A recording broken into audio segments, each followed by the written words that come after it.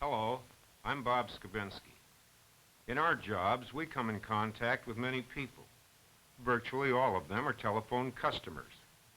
They express opinions about their telephone service, and so did hundreds more who responded to questions posed through SAM, Service Attitude Measurement. After reviewing SAM results, I found many of the comments enlightening. Here are some of them. I don't think there were any flaws in the installation or in any of the, couldn't see that there were any problems at all. Had a nice relationship. When I ordered my phone, I asked for a 13-foot cord and was given a 25-foot cord. I've been having constant problems with the Pacific Telephone Company. However, when I take them to the proper authorities or service representatives, they assume nothing is wrong with the phones because they can't seem to find the problems. Funny thing here, I had the jack. What you people call them the jacks, the jack plugs, and the fellow that came to install, he had, and this is unbelievable. He had the telephone, the regular type that goes wires to the wall, and an entirely different color. And when our phone is not working, it's an extreme disadvantage. We depend on the Pacific Telephone for, as I say, 97% of our business. I called the operator and said I didn't think I should be charged for the first telephone call. Well then, when my bill came in, I was charged for it. The people you saw briefly are not actors. They are customers of Pacific Telephone, commenting in their own words about our service. I won't go into all the mechanics of SAM's operation, other than to say that questionnaires were sent to customers. The responses they gave measured quality of service from the customer's viewpoint, not ours. That is important. No matter what we think of ourselves, it's the customer's opinion that counts. He or she is the one that expects the telephone to work, to have the bill correct, and in cases of trouble, to have the telephone fixed promptly and efficiently. Now, we may feel there are circumstances beyond our control, but a customer calls them excuses. And certainly we want to offer service, not excuses.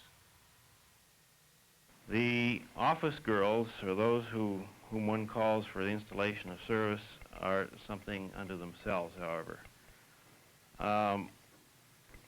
I find them to be extremely sweet and smiling over the telephone, but in a rather obnoxious way. In fact, somewhat snooty. I think they try to give you the impression that they know all the answers to every technical question that might come up, that they are constantly trying to sell you services which I, as an individual, am not interested in. She did call me back on Friday to say that they were still unable to find out about this. I was very much impressed with the fact that she did call back when she said she was, and that she seemed to have such a personal interest in the call. And since this is a large city, and I know you have thousands of subscribers, or no, maybe a million subscribers, I was very much impressed with that, the fact that they did take the personal interest. Most often, well, the telephone company is very courteous, and everyone is so helpful there. But I thought this time when she said to me, well, now, do you really want an unlisted number or don't you? It seemed like it wasn't in keeping with the courtesy of the telephone company. It seems to be a hallmark of the telephone company, being real courteous and helpful, and everyone says this, but she seemed so out of patience, and like she wanted to get on with something else, that it just didn't seem like this is the way they generally are. The operators in Sacramento were very courteous, very helpful, and very friendly. And when I moved up here, the operators were not very friendly. I seemed to be bothering them by calling them, and although they were helpful, they seemed to, they didn't like it. When customers criticize our company or our work, we may subconsciously think they are being unreasonable or that they don't understand. When they praise our company or our work, we compliment them on their intelligence and good judgment. Well, just to level things off a bit, let's listen to customers who had contacts in a short space of time. One good and one bad. They should be objective. Well, I don't remember the exact date now, but as I told you, my son is in the Philippines, and he has a habit of calling collect. At this time, he had called, I think it was 3 times, and our bill was up to about, I think it was $90-some. So I called up and asked the operator. I didn't know who to call, who to contact, whether I had not having done this before. So I dial operator, and after a while, she come on the line, and I asked her, with whom would I speak in regards to a bill. So she was very annoyed. I can't tell you what she said now, but she did make me awful nervous and at the same time very angry. I've always felt you don't call unless it's absolutely necessary to you. And when you have somebody that is, well, I would say almost rude, it sort of makes it a little harder what you have to say, the problem you have to present. So I didn't know who I was getting into after that. She finally gave me to the business office, which is here in Richmond. Like, I think the woman I spoke there was Mrs. King, but she was one of the nicest persons I have ever spoken to over the telephone. I tried to explain to her what had happened to me, and she just, well, by the time it was over, I felt quite at ease. She helped me tremendously with what I wanted to know. For next time, I won't have to go through the operator. I can, just talk directly to a business. She told me how to go about it to get them in any case, because she, I think, sensed that I was nervous anyhow when I spoke to her. By the tone of my voice, I was a little sharp, too, because I figured, well, this time I'm going in there ready to fight. And like I wrote, and I think in that little questionnaire, I couldn't have asked for nicer service than I got from this woman. I really wasn't pleased with either alternative because I have seen the buttons, and I just don't like a row of buttons on our nice walnut desks. And I felt that the call directors were really just kind of clumsy for each of us to use. And so that was really as we left it, as the girl explained to me, that these were really the only 2 alternatives that I had. Ultimately, we ended up with a very different solution, and I feel that had the girl really tried to understand more specifically what it was that we needed, and used a little bit more, any imagination, she could have come up with the solution that by chance I came up with. And that is that we added one additional line which only comes in on one call director. I think that the young man who came into the office to do the actual installations was really just a pleasure to deal with. He, I guess, enjoyed what he was doing and just went out of his way to accommodate us. It was quite hectic, as I recall, in the office that day, and he really was very accommodating in keeping, well, kind of out of the way, and got things done, and just was very pleasant the whole time. One contact can determine a customer's viewpoint of our total service. The way we handle a single job can, from the customer's viewpoint, determine whether we are competent or incompetent. The installer came out and met with us and went over the installation that we wanted, and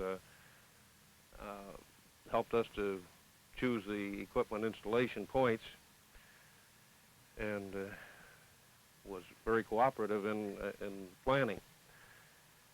He came out to do the installation before we had moved in, but after the water had been turned on. He found the downstairs bathroom floor flooded because of a faulty valve, and he went to the neighbors and borrowed a mop and a bucket and cleaned up the mess for us and got the leak stopped. This extra step was certainly far beyond what would be expected of a man doing an installation. Around the end of May, my husband phoned me from Guam, and he called collect. And I said that I would accept the charges for only 3 minutes. You know. And that agreement, and the operator said, I'll notify you when 3 minutes are up. So I accepted them, and she had agreed. Well, she didn't notify me when the 3 minutes were up. Well, my husband had been given a shot, and he must have been allergic to the shot. So he fainted. So I revived him. So then I put him into bed, and I went to the phone. I tried to get the doctor. The doctor wasn't home, and he wasn't in his office. So I tried and tried for maybe about 10 minutes. So then the operator must have sensed I had some trouble. So she wanted to know who I wanted to get. So I told her. So then she tried for about 10 minutes. So then I told her, I said, maybe you could get him at the hospital. He might be in the hospital ward. So then she tried, and she stayed on the line, so I was able to stay with my husband. Otherwise, I never could have managed, because he was getting up, and he was getting down, and he was hurting himself, because he didn't have strength enough to stand. So then she told me that she had got the doctor. So then the doctor told me what to do.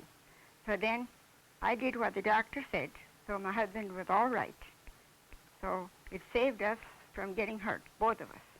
And she was so patient and so kind. I'll never forget her. Well, our business is helicopter service, and 97% of our business is done by telephone. We rarely see a customer, so when our telephone is out of service, it puts us at an extreme disadvantage.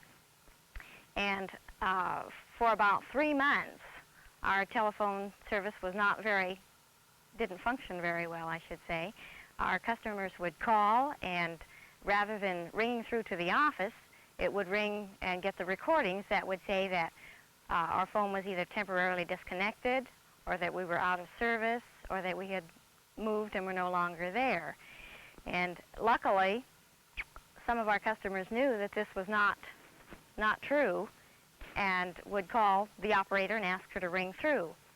And this was the way we found out. And this continued for about 3 months. And it was embarrassing, because people sometimes get the idea that, well, they haven't paid their bill, so they've been disconnected. Or that some of the out-of-town customers thought that we had gone out of business.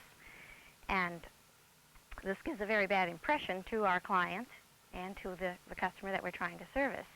We're also on rescue service for the sheriff's office, and when they need us, we're on 24-hour call. When they need us and couldn't get through, it put the people who were hurt in more danger than they were already, because we couldn't get to them. The telephone company said that they would be able to install the 100-word machine and would have it installed within the week, and we said, fine, it's exactly what we want. A week passed, we got a call from the telephone company saying that they did not have a 100-word machine, and that they would have to install a 50-word machine, and that the 100-word machine would be forthcoming in about 2 or 3 weeks. We, of course, said, well, if that's the best you can do, fine. So they installed the 50-word machine, which took about 5 days.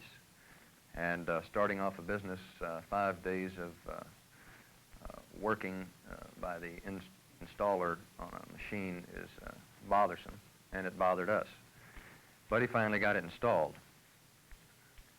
After he got it installed, about a week later, we got a call from the telephone company saying that a 100-word machine was available.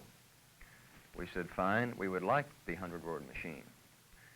They came, unhooked the 50-word machine, and installed the 100-word machine, and this took about 3 days. Well, we had just moved into our new home, and we just been here a couple of days when we ordered the phone. And incidentally, he spent quite a long time doing it. He did go up in the attic. But after he had left, we noticed this gray cord coming down from the cupboards to the phone, and it was certainly didn't add to the attractiveness of our kitchen. So we asked him if there wasn't some way he could hide the cord, or perhaps at least use a white cord, because it was this ugly gray, and he said there really wasn't any way he could fix it.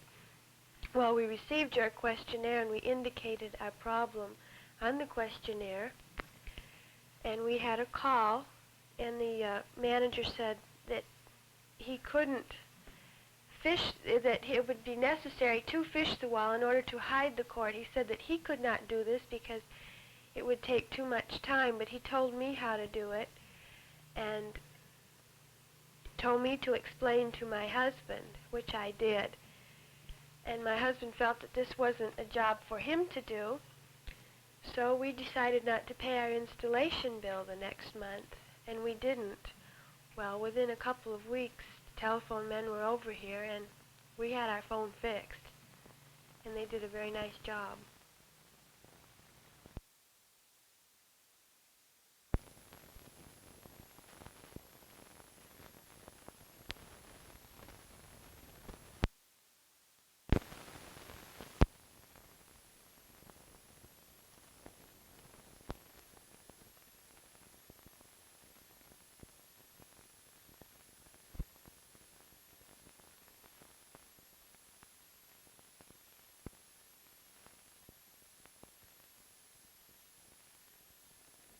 Those examples show our competence or incompetence as expressed by customers.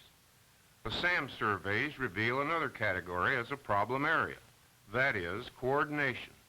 Coordination between company and customer and among departments within the company. Here I was at 8:30, with moving baskets and all sorts of things, ready to greet the telephone man. Sat here all day. Well, finally at 12, I didn't know anyone, being in a strange area. I had to, hated to leave. I thought he was going to come any minute. Finally at 12 o'clock, I ran back to the other house, which was terrible, and it was really very inconvenient because I had all these things planned to move, and a neighbor was going to help me move anyway. So here she was mad at me because the station wagon was there and all this stuff. So finally we come back, and the man shows up at, I think it was 3:30 or 20 minutes of 4. And this is the man that was supposed to come from 8:30 until 11:30. And to top it all off, shows up very efficiently, plugs in the prince's phone, no problem. But he comes out to this telephone, and here is a yellow phone. And she said that she'd reported in that my phone was broke, and she'd send him tomorrow to have it fixed. So I said okay, and she took my name and my phone number. So then when I did get my phone bill, I was charged for $10 something, and so I called up the business office and I explained it to them about it. And he said that that operator should have reported it in. She didn't. Well, I was getting a lot of busy signals on the telephone. Every time I called, I'd get a busy signal, or somebody calling me would get busy signals. So I phoned, this lasted for about a year. So I phoned the telephone company, and they offered to send somebody out to fix it, or to look at it. So I explained that there was nobody home during the week, and could they come on a Saturday? So they said they'd come out between 8 and 11 o'clock. And I waited till 12:30, and nobody showed up. And I was going out that afternoon also. So on Monday, I called the telephone company, and a man said he would check it out for me. And after he checked it out, he found that it had been fixed in their own central boxes, wherever they are. They didn't have to come out to the house to fix it. You and I know that the telephone instrument is the customer's contact with the phone company.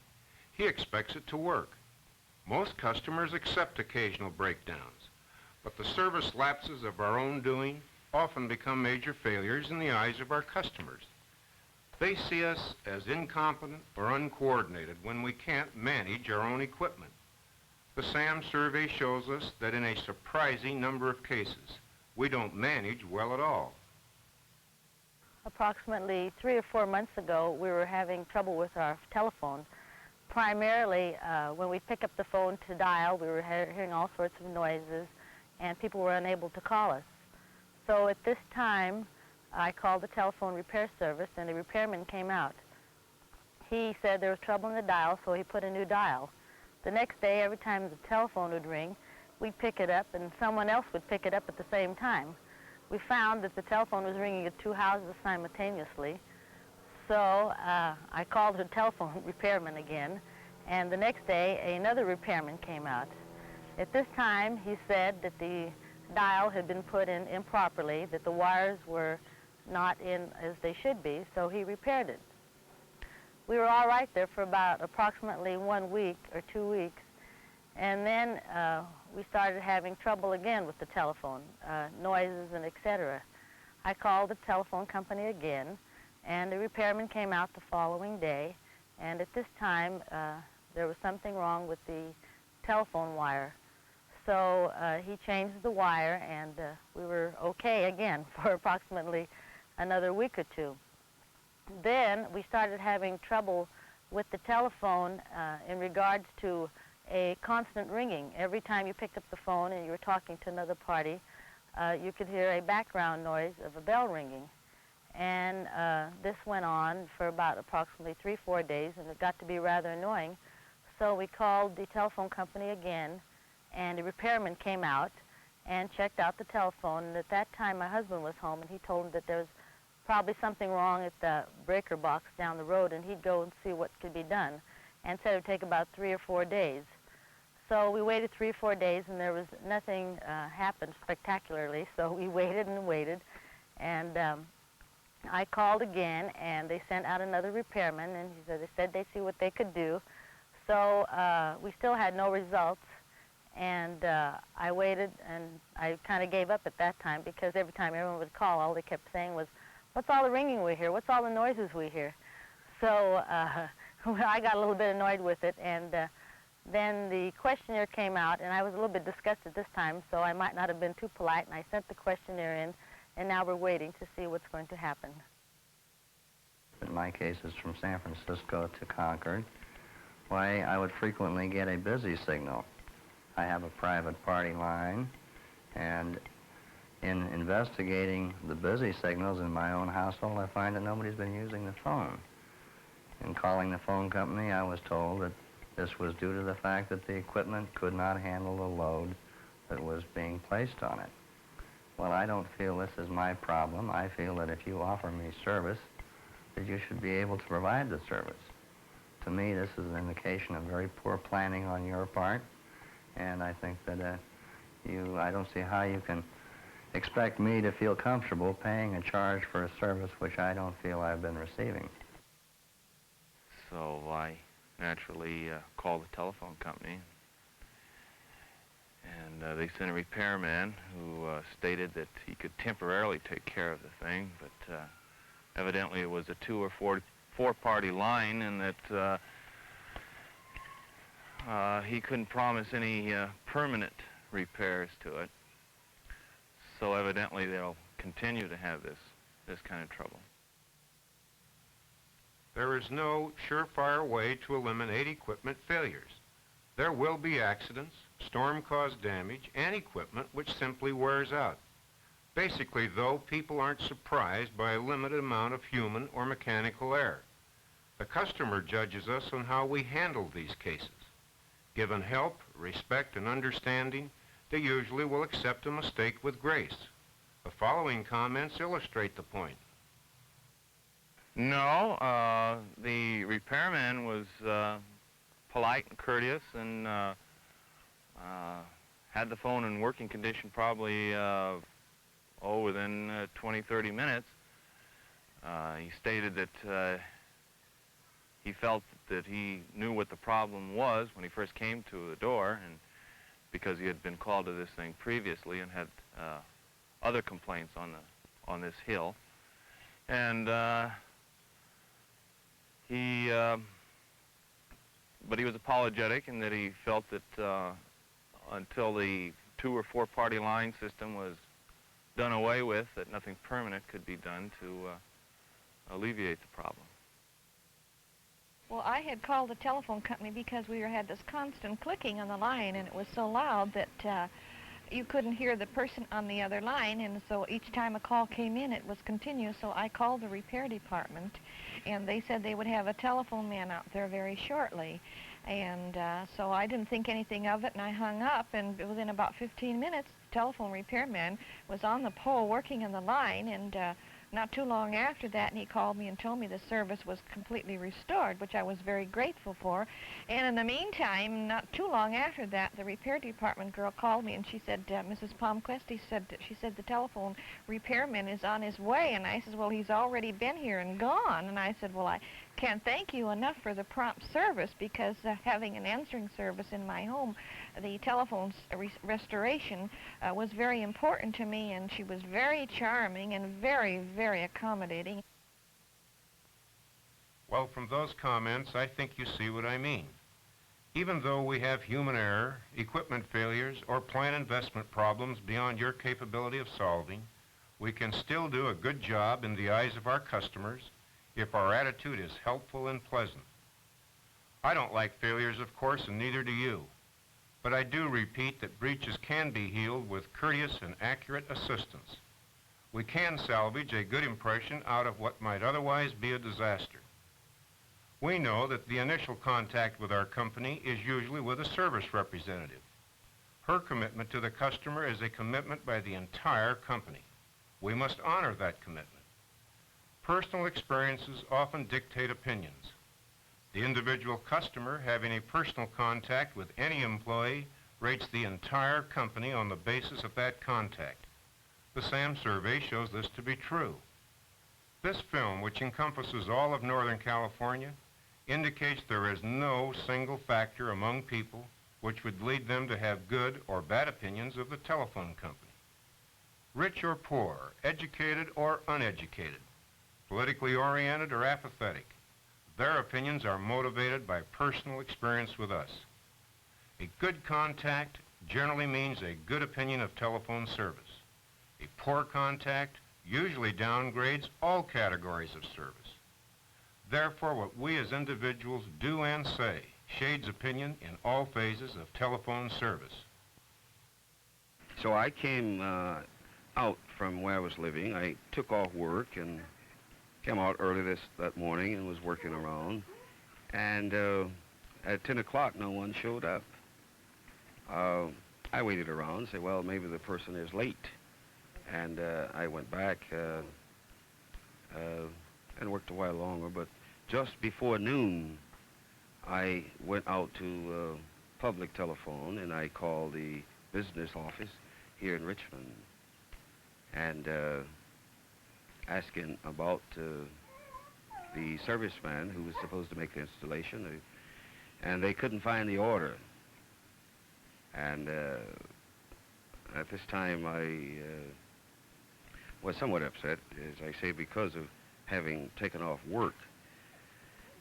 And then they said they would check further into it, and I could call them back, or they could call me at my residence at that time in Berkeley. But the next week I called them back, and they didn't have the order. So one of the representatives right there in the office took the order and said, we'll make an appointment with you that Wednesday from between 10 and 12, you know, some leeway. And fine. So I took off work again, and I waited until noon. And of course, at noontime, the serviceman showed up. And he said, well, I'm sorry, Mr. Gordon, but it's lunchtime, and if I install this during the lunch period, my union will get down my neck. And I said, well, okay, what time can you be back? And he said, well, maybe I can be back at 2, but I have another appointment or another installation. How long will you be around? And I said, well, I took off for the day. I can wait around. And, of course, the man wasn't able to return on that particular day. And then, of course, I called the other, I called the business office again later on that afternoon. And we made another appointment. This one, again, was between 8 and 10 a.m. And that was the time the telephone was installed.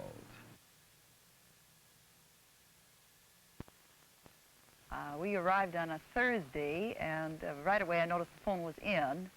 And a little later in that morning, a telephone man came by, wanted to pull out the phone that was in. And I said, oh, please don't do that, because I knew there would be an extra cost if you pulled it out. And he said, well, will you be sure to call right away and get the telephone man tomorrow or today, if possible? I said, well, all right, I'll do that.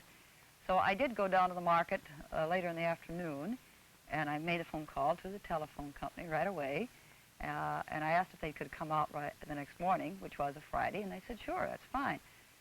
And they came very promptly, 9 o'clock the next morning, and I asked them if they'd keep the wall phone in, and then I asked them what other phones I'd need in the house. And the man was very pleasant, and he said, well, let's go through the house and see what the size of it is and where you might need one. There was only one phone in the house, because there had been only 3 older people living in the house, and they didn't even use the downstairs, and they had to use only one. And of course, we could see right away we needed more than one. We have 2 teenage children, and they obviously weren't going to put up with this. So we went through the whole house, and he said, well, now you do need one downstairs, with which I agreed, and you do need one on the other end of the upstairs, because it's too far from your present phone to the back bedroom. And that happened to be our bedroom, so I said, yes, that's exactly where I want it. I don't want it in the daughter's bedroom, because there would be too many phone calls made. So he said, all right, let's put it back in here. And then we had to decide where in the rooms we wanted the phone. And he said that it would be most convenient on 2 certain walls. And these seemed fine with us, too. I couldn't see any objection. He said, well, he could put it in another wall. And I said, no, this is a very good location. So we proceeded then to show him where we wanted them. My husband was home, and he also started to converse with him. He turned out to be a Canadian fellow, and it was very pleasant. So they had to chat about Canada a bit, because my husband had lived there for 10 years. This man explained how long he'd been with the telephone company, and all the time he was working away, he didn't stop, and he kept it up. And then he wanted to know what type of phone we wanted, a princess or not a princess, or a colored or not a colored. And that's where the whole family had to get into the act, because they wanted to choose the colors. I feel, unfortunately, there's nothing we can do about it. You have us in your power. You have no competition. There's no one we can turn to give our business to. The days of tom-toms and homing pigeons are out, or else I'd try that.